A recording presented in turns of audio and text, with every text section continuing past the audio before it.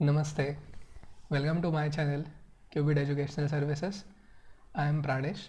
I am a past student of the Indian Institute of Science, Bangalore, and the founder of Q.11.Let Educational Services. In this video, we are going to solve and discuss the section A, that is Engineering Mathematics section of GATE XE 2023. In the first part, we are going to discuss the types of questions and the subtopics on which they were based, and then we will see the solution of each and every question one by one. So here is the table in which I have made a list of all the questions, their type, and the main topic on which they were based and the subtopic. The pattern was same. There were 11 questions overall, and the last 4 questions, question 18 to 21, they were 2-mark questions, and the remaining ones 11 to 17, they were all 1 mark. So 8 marks for 1 mark questions, 7 marks for 1 mark questions and 8 marks for the 2 marks questions. And there was also not very much variation as far as the type of question is concerned. 5 or 7 of them were MCQ and the remaining 4 were numerical answer type. I also found that the role of the scientific calculator was minimal to none in at least the mathematics section, because there were no single variable limit problems. Okay, now generally you might be knowing that one question will be asked on an average from every main topic, like linear algebra, differential equations, single variable calculus, and so on. But for this year, what we see is there were 2 questions from linear algebra, and both of them were roughly on eigenvalues. One was on direct eigenvalues and the other one was diagonalization, but you know that it requires us to know the eigenvalues and in particular the eigenvectors. And there were also 2 questions from numerical methods. Generally there is only one question. So one of them is on the quadrature rule, the numerical integration, and the second one was on interpolation. And the rest of the questions were from, well, other topics, like you had multivariable calculus, continuity, and a double integration, surface area problem. Then you had ordinary differential equation, 1 question, partial differential equation, 1 question, vector calculus. I think that was the easiest of all the questions. And there was no question on statistics, but there was a question on probability, not probability distributions, but Bayes theorem. One more thing, this year or 2023's paper, what I found is it was relatively easier than the previous ones. Now this comparison is among the XE papers. This year, even you will agree to this when we solve the questions, that the questions were simple, agreed that they were time consuming, but they were not very much difficult. Most of them were based on formulae or, well, some theorems like the eigenvalues theorem. So this was the overall view of the questions. Now let us solve each question one by one. 11th question. Let A be a 3x3 real matrix having eigenvalues 1, 2 and 3. If B is A² plus 2A plus I, where I is the 3x3 identity matrix, and the eigenvalues of B are 4, 9, 16, 1, 2, 3, 1, 4, 9 and 4, 16, 25. This is a very straightforward question. This is based on the fact that if you have a polynomial function of a matrix, okay, and clearly its order will be the same as that of the original matrix, so they're calling this matrix as B. Now if A has eigenvalue lambda A, then f of lambda A will be the corresponding eigenvalue of the matrix B. That was it. Okay, so what we have to now do is we have to substitute the eigenvalues of A 1 by 1, 1, 2, 3 in this polynomial, and we have to get the eigenvalues of B, and that's what I have done. Lambda B will be lambda A² plus 2 lambda A plus 1. So okay, for identity matrix you should write 1. You know that even for K-labeled theorem we do the same thing. And then if I substitute lambda A as 1, then 1 squared is 1 plus 2A, so 1 plus 2 and then plus 1, so 4, correct? So 4 is present on, okay, 4 is present in 3 options, so B is gone. Let us now go to 2. 2 squared 4 plus 2 into 2, so 8. 8 plus 1 is 9.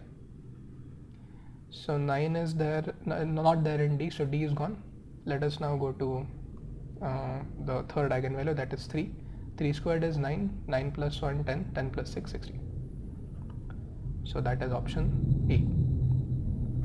Now suppose, well, most of you already know this, but suppose if you did not know this and you don't have the time to prove the theorem that f of lambda is equal to lambda b, then how would you proceed? In order to solve this question by the other method, let us remind ourselves that if you take any diagonal matrix, then the diagonal entries themselves are its eigenvalues. So, and they have not put any restriction on A except for saying that it is a real matrix. So suppose A is a diagonal matrix. Suppose A is a diagonal matrix whose diagonal entries are 1, 2, 3.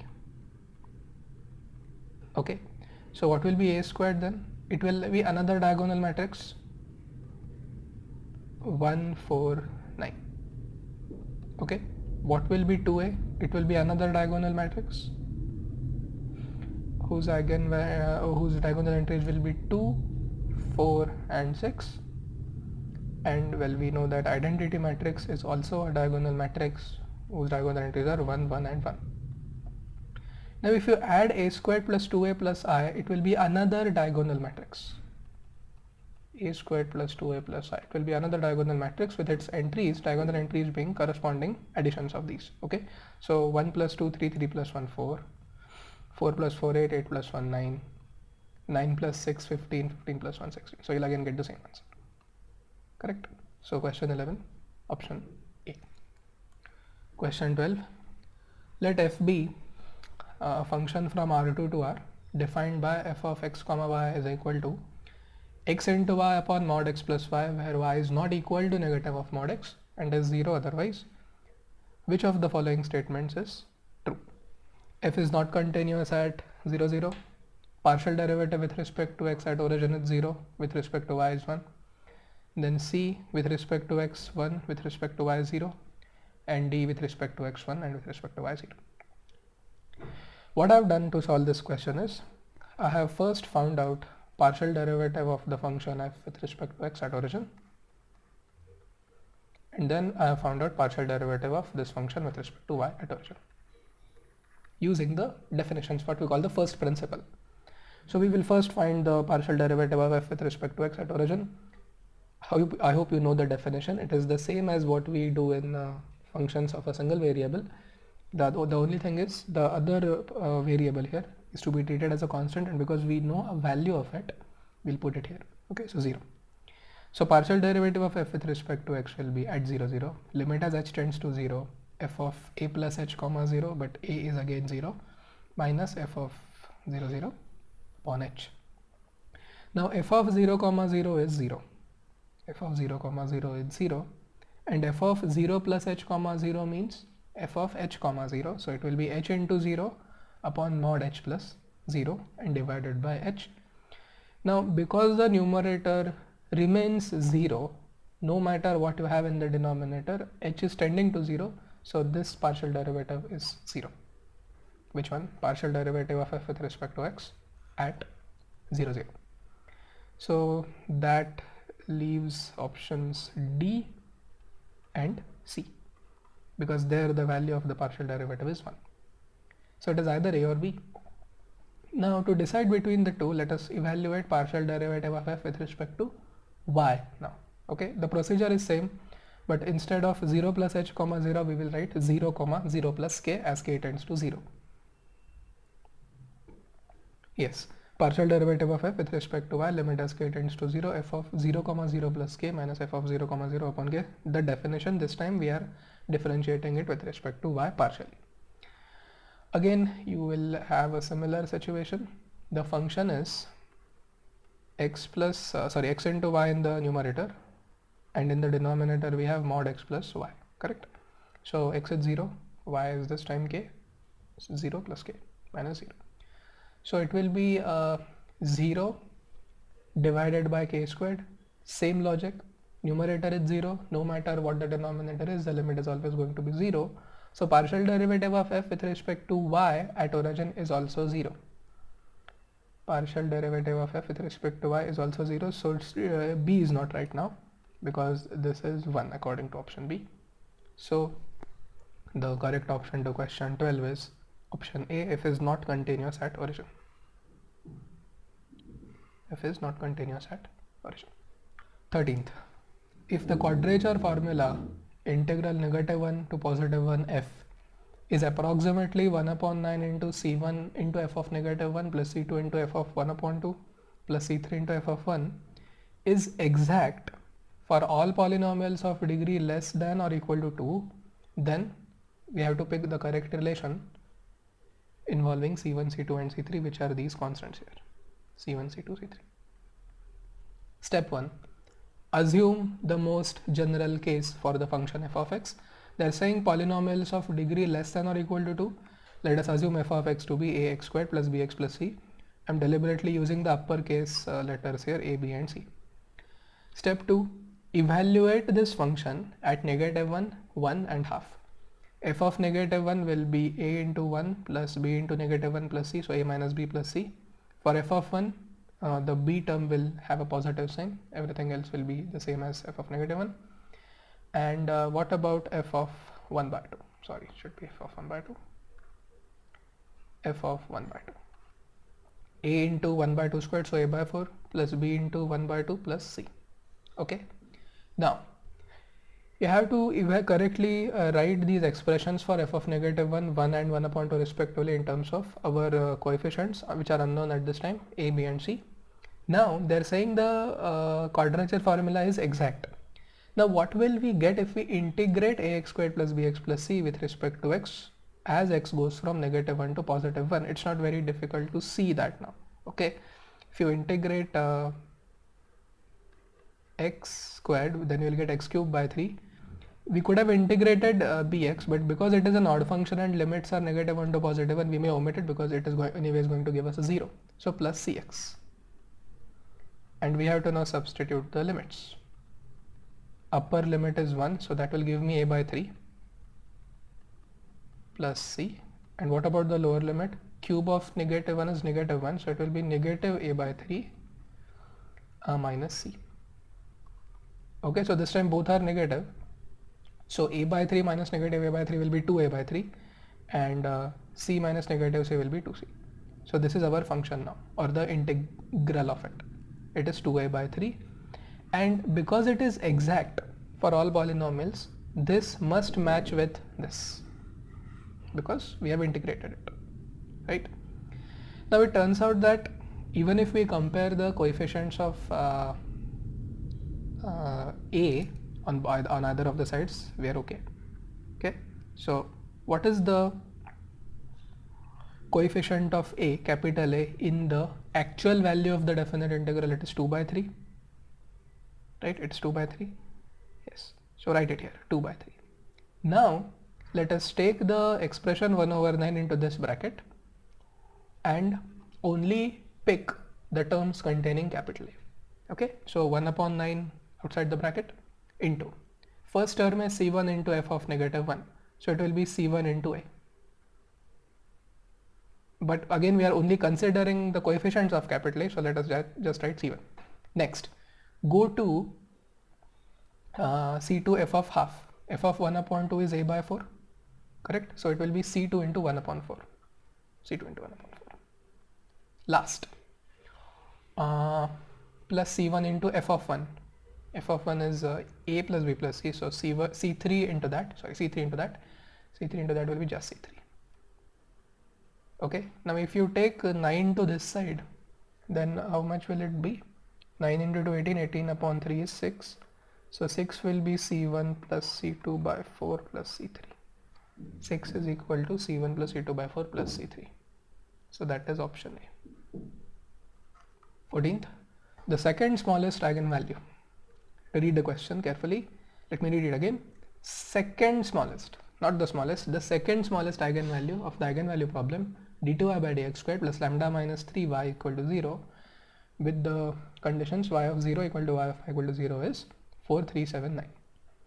We know now that the general solution of this, which also gives us the differential equation, which is the differential equation of simple harmonic motion. So its general solution is c1 cos root lambda minus 3x plus c2 sin root lambda minus 3x. This is a standard solution.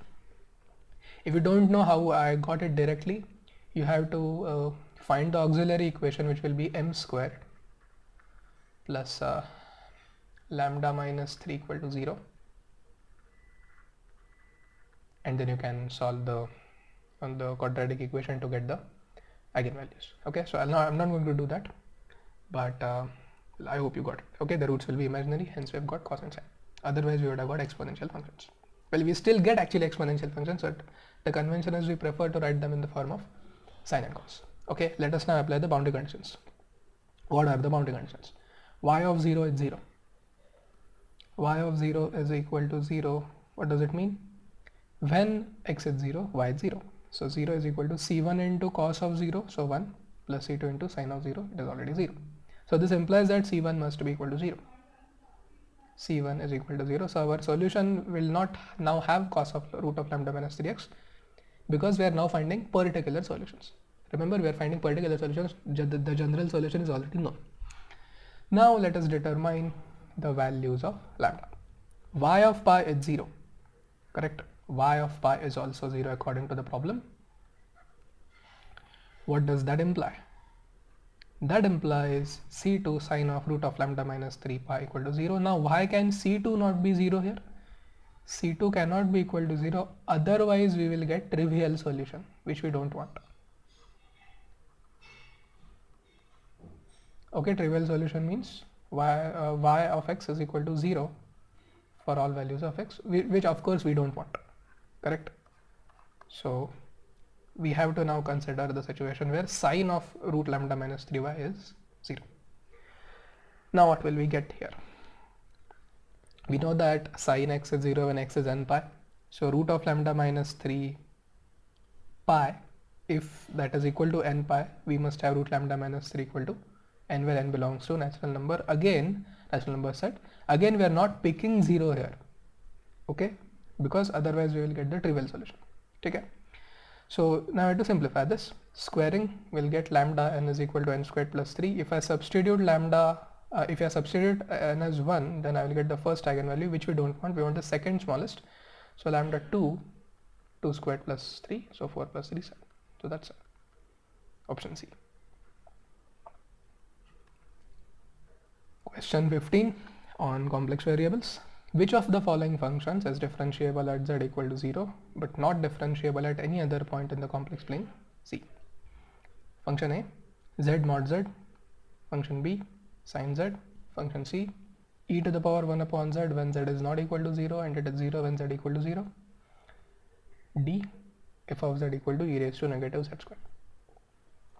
Now they're saying which of these functions is differentiable at 0 but not differentiable at any other point in the complex plane C. Correct.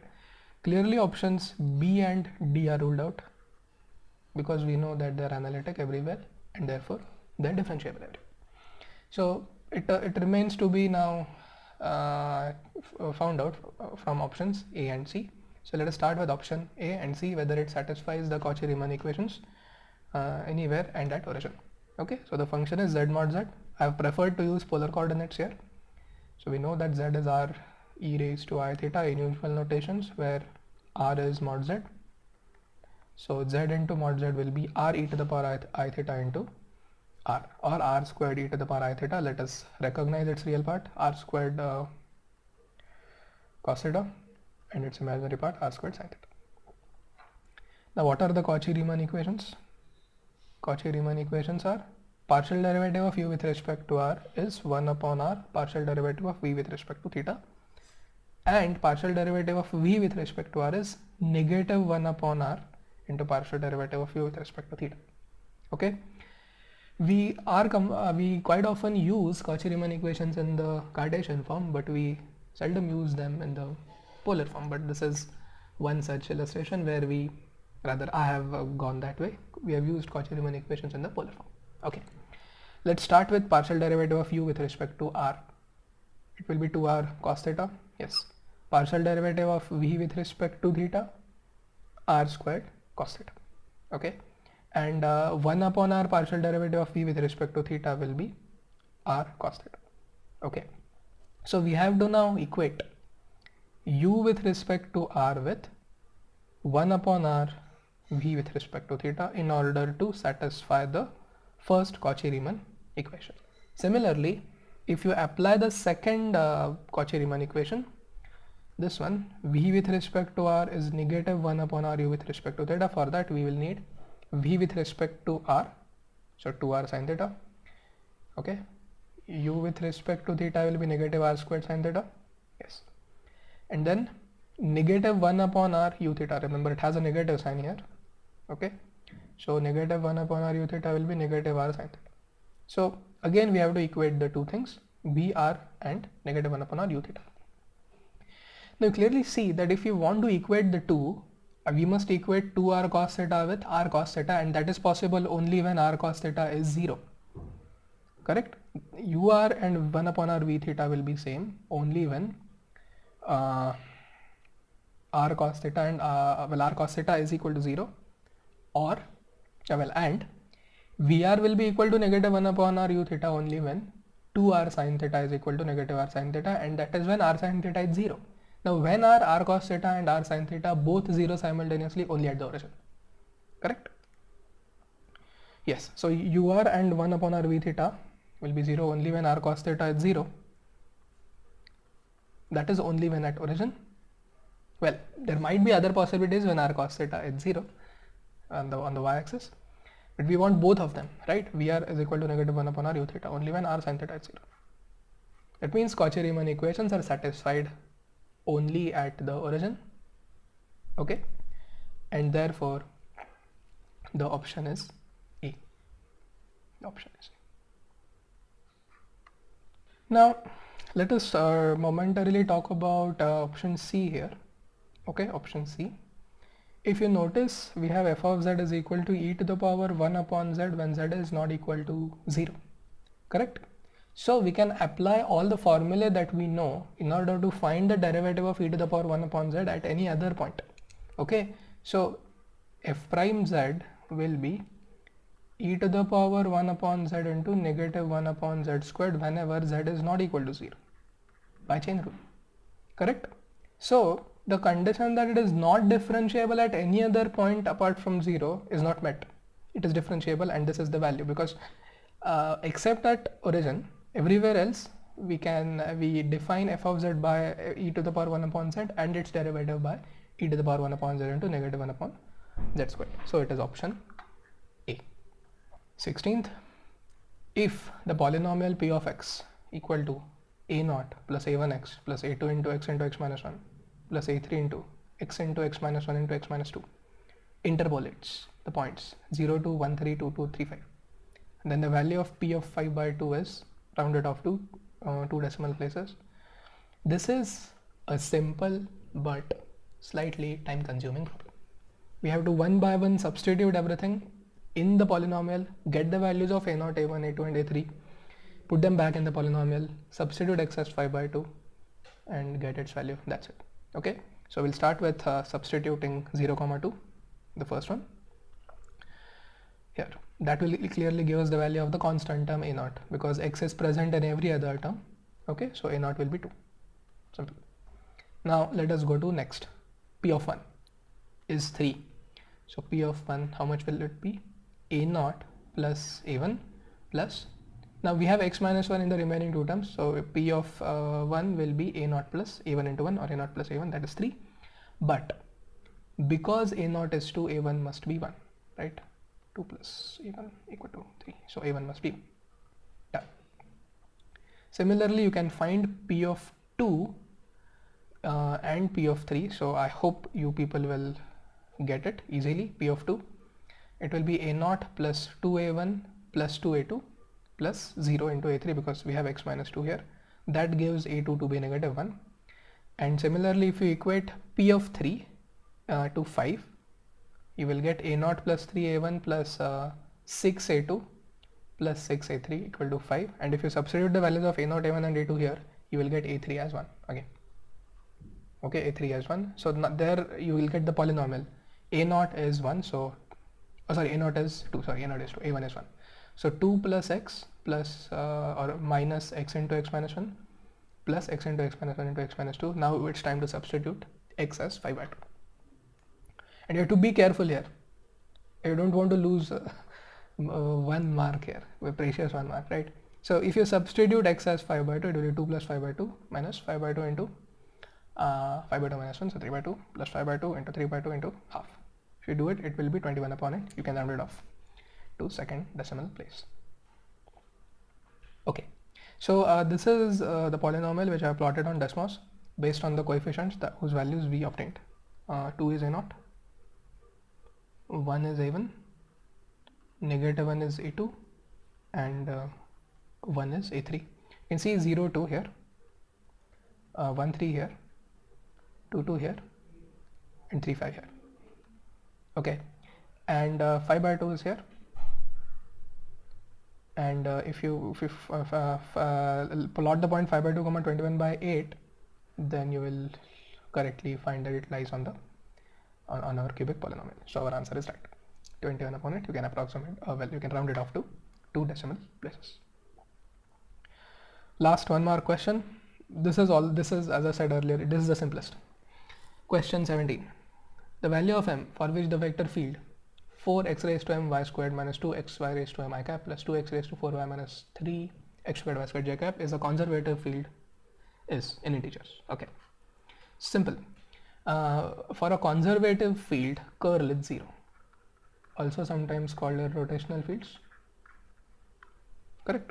Second thing, because our function is defined on the plane, our xy plane, doesn't have any z term, and second thing, it also doesn't have any k component. Its k component is 0. Correct. Which means if its curl is 0, we only bother about the k component of it being 0. That's what we do in Green's theorem, Green's lemma, right? So curl of f bar is 0.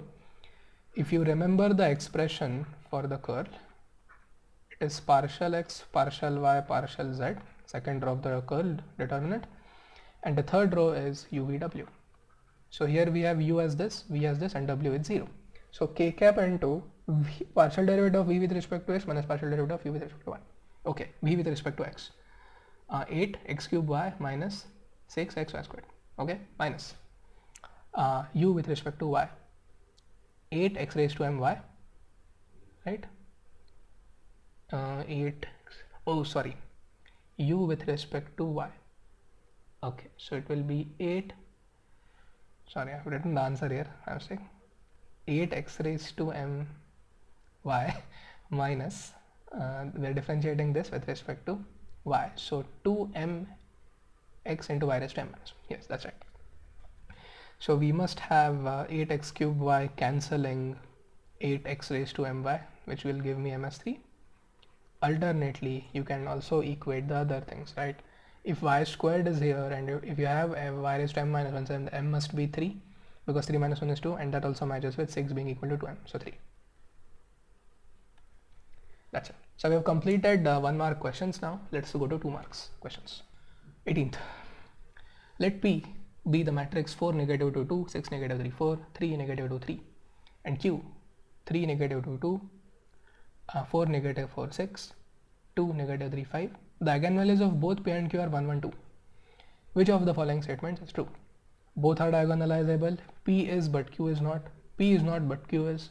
Both and P and Q are not diagonalizable.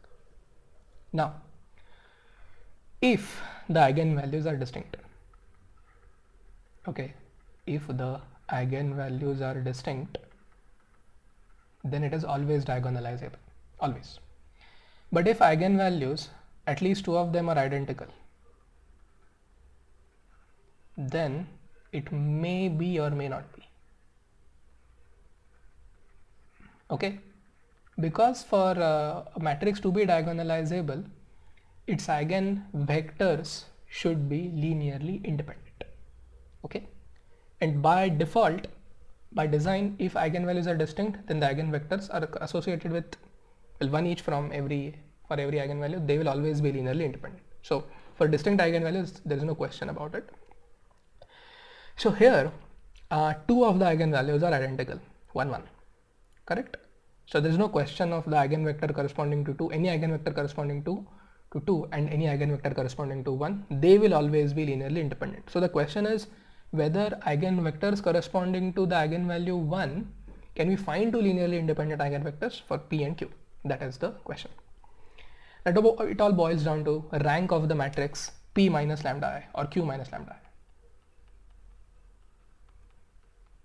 I. We know that it is going to be 2 or 1, okay, always less than 3 by design, right? That's how we solve the eigenvalue problem, Ax equal to lambda x.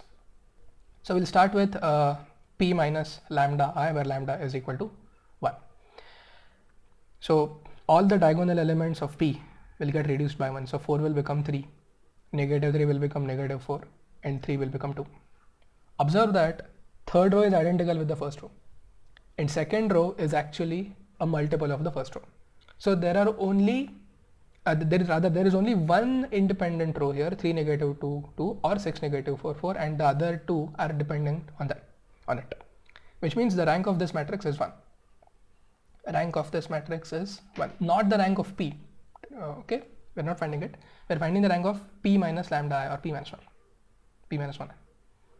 So if the rank is 1, then we'll only have one equation to find the components of the eigenvector, and that equation is 3x minus 2y plus 2z equal to 0.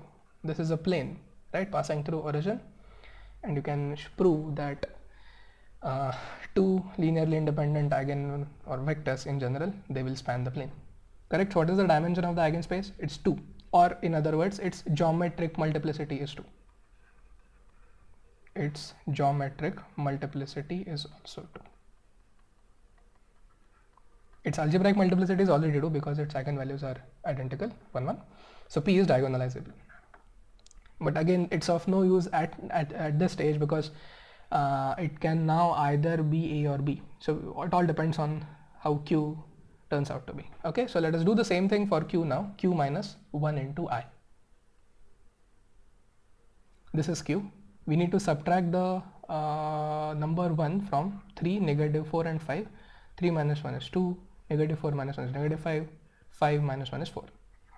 Okay, now at this stage, it's not very evident what the rank of Q minus 1i is going to be. So we'll try to reduce it to row echelon form. R2 minus 2 R1 to make 4 0, so 4 minus 2 into 2, so 0. Negative 5 minus 2 into negative 2, so that will be negative 5 plus 4, so that's negative 1, and 6 minus 4 is 2. Okay, and if you do R3 minus R1, 2 minus 2 0, negative 3 minus negative 2 is negative 1, and 4 minus 2 2. Okay, so you now clearly see that this matrix has rank 2 because R2 and R3 are identical and they bear no relation with the first row, correct? So the rank is 2. What does it mean? It means we can find only one linearly independent eigenvector corresponding to this eigenvalue 1. So its the dimension of its eigenspace is 1, or its geometric multiplicity is 1. Its geometric multiplicity is 1. So can it be diagonalized? No, because, well, its eigenspace's dimension is not equal to 2. It's 1. So Q is not diagonalizable. So P is, but Q is not. 19th question. The surface area of the portion of the paraboloid z equal to x squared plus r squared that lies between the planes z equal to 0 and z equal to 1 upon 4 is, and we have 4 options, clearly a problem on double integration. So this is the paraboloid which I have plotted. The red line is the x, the green line is the y, and the blue line is the z. This plane is z equal to 1 by 4. Okay, the blue one, and this is the paraboloid, z equal to x squared plus r squared. The area that we need to find is the area which is below the plane and above the xy plane. Okay, this area. Now this problem requires you to know the standard formula that we use to determine the surface areas of curved surfaces. Okay, let me remind you that this formula looks similar to the one that we use to find lengths of the curves. Okay, we call that process as rectification, correct? So suppose S is a surface whose area we want to find, the formula is double integral over the domain D. What domain will it be now? This domain will be the projection of the curve of intersection on the xy plane. So that will be a circle. It will be a circle whose equation will be x squared plus y squared equal to 1 by 2 squared, centered at origin, and z equal to 0. Okay, that is the domain D. Root of 1 over partial derivative of z with respect to x squared plus partial derivative of z with respect to y squared dA. dA is the elementary surface area. In this case it will be dx dy. Correct. What is partial derivative of z with respect to x? It's 2x. Right. What is partial derivative of z with respect to y? It is 2y. Okay, so it will be double integral of root of 1 plus 4 times x squared plus y squared dx dy. Now because our domain D is a circular domain, it is better to transform to polar coordinates. Okay, now this is also, as I said, the simple problem, provided you know the formula and you know how to evaluate a double integral and how to transform in particular Cartesian to polar coordinates. Okay, so if you let x to be r cos theta and y to be r sin theta, dx dy will become r dr d theta using Jacobians. You know that. And the limits on theta will be 0 to 2 pi standard, and the limits on r will be 0 to half, right? That's the radius. Yes, transforming to polar. The region of integration, that is D, this is D now, not option D, the D here. Okay. Yes. So it's r being from 0 to 1 by 2, because the radius squared is 1 by 4 and theta 0 to 2 pi. Now we are now done. It's now a very simple double integration problem. Area 0 to 2 pi, 0 to 1 by 2, root of 1 plus 4 r squared r dr d theta. Okay, x squared plus y squared will become r squared. Correct. Okay. Now because our integrand doesn't have any theta term, we can integrate theta, or we can integrate 1 with respect to theta, substitute the limits, that will give us 2 pi. Correct, that will give us 2 pi. Now we observe that 1 plus 4r squared, if we could substitute 1 plus 4r squared as t, then it will require 8r dr equal to dt. Okay, if we substitute 1 plus 4r squared as t, it will mean 0, I'll not write it, so 8r dr will be dt, but we have only r dr. So that is 1 over 8 dt, right? So that 1 over 8 is what I have put here, 1 over this 1 over 8 here. Okay, and then you can integrate this as if it were root x, right? So root x's integral with respect to x will be x raised to 3 by 2 divided by 3 by 2.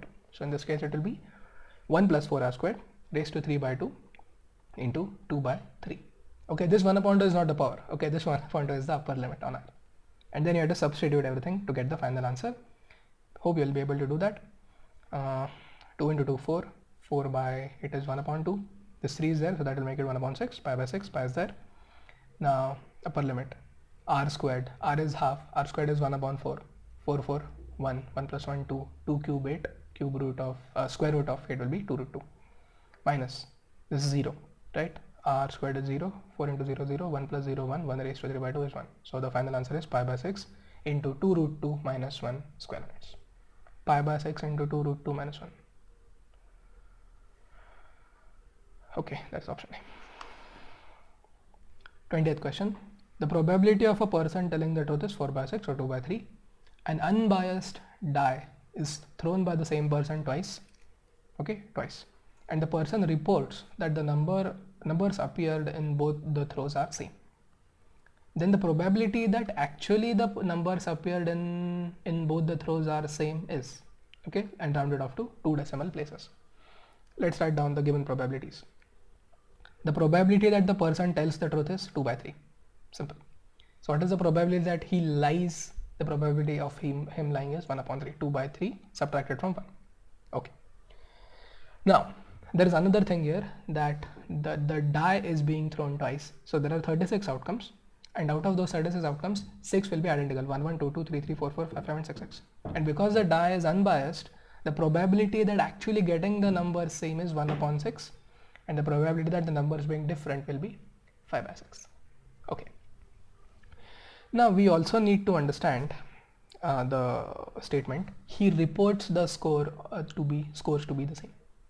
He reports the scores to be the same. What does that mean?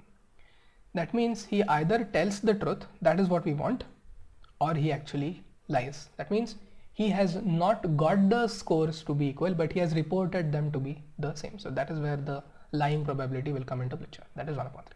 Okay, this is a simple application of Bayes' theorem. The probability that he tells the truth, given that he reports them to be the same, will now be the intersection probability of him telling the truth and the actual outcomes were equal. So that is 2/3 into 1/6, correct? This is multiplication theorem. And in the denominator, we have to find the probability that he reports them to be the same. Now this has two possibilities. He tells the truth. That means 2/3 into 1/6, because 2 out of the 3 times he tells the truth, right? And the actual getting of 2 equal outcomes is 1/6, 30/36, right? Plus, now what about this? He lies. That also needs to be considered, isn't it? Considering that he has reported them to be the same. What is the probability of him lying? 1/3. 1/3. Okay. Into.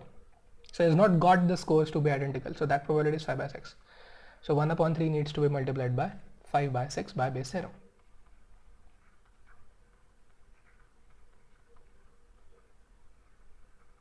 And cancel 3 6.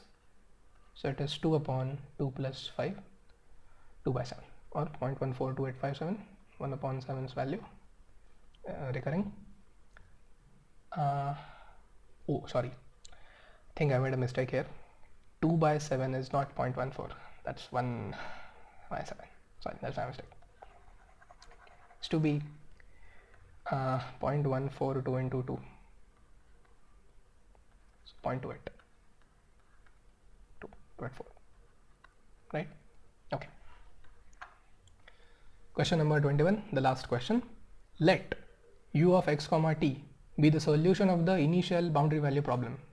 Okay. Partial u by partial t minus second order partial derivative of u with respect to x is 0. X belongs to 0 to t greater than 0. U of x comma 0 is sin pi x, initial condition. U of 0 comma t equal to u of 2 comma t equal to 0, boundary conditions.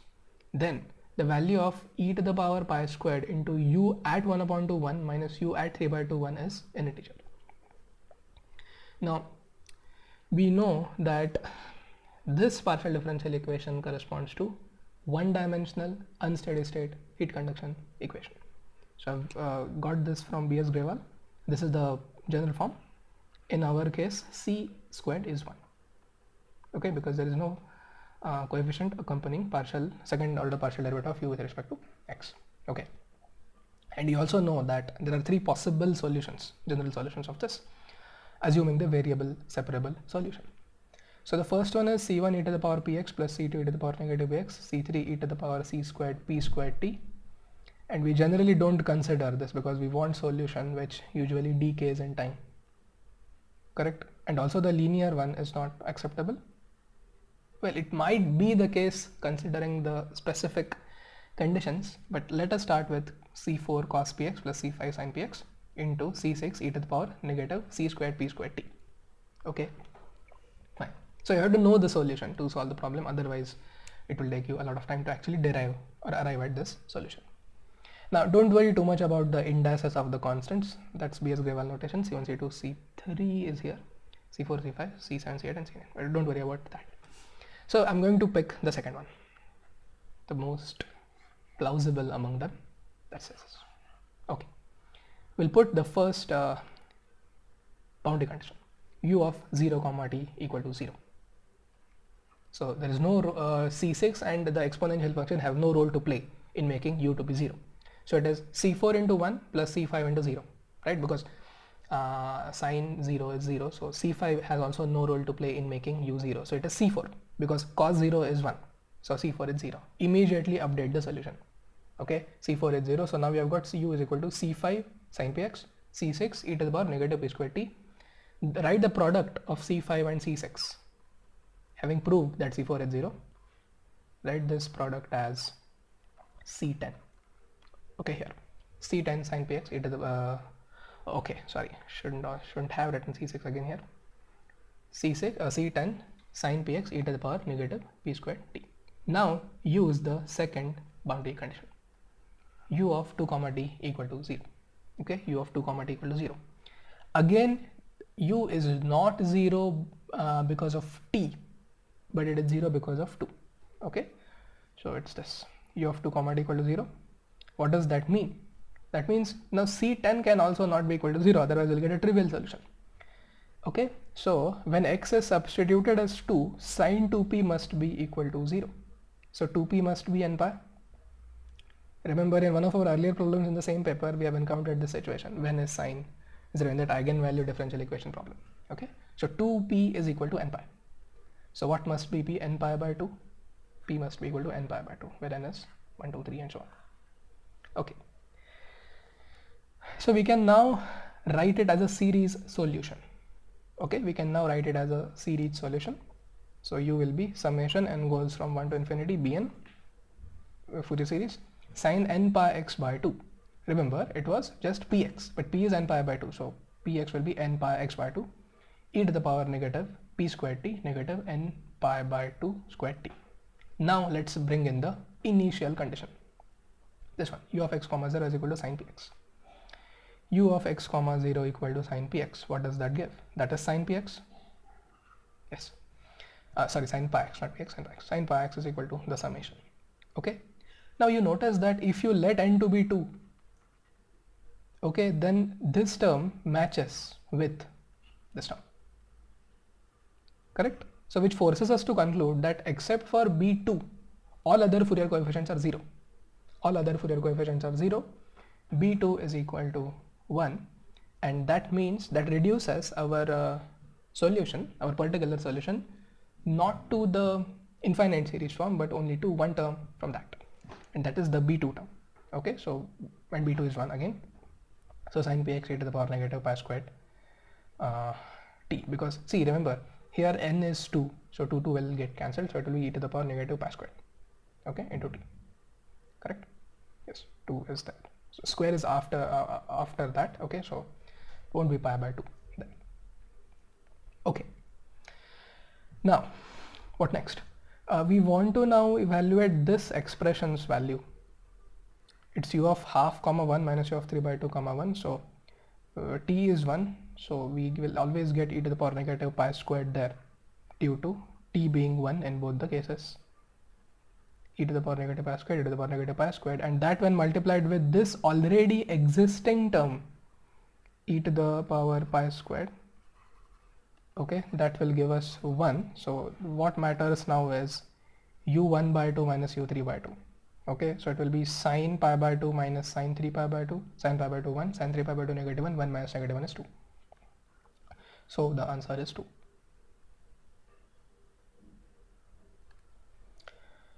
That completes GATE XE 2023 Engineering Mathematics solutions.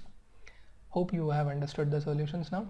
If you have any doubts or if you have any suggestions, you can drop them in the comment section, or you can write them to me on my email.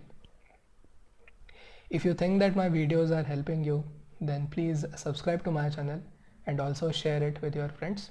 And if you are going to write GATE in the upcoming years, then you can also watch my entire playlist of GATE XE Engineering Mathematics solutions right from 2007 to the most recent one, that is 2023.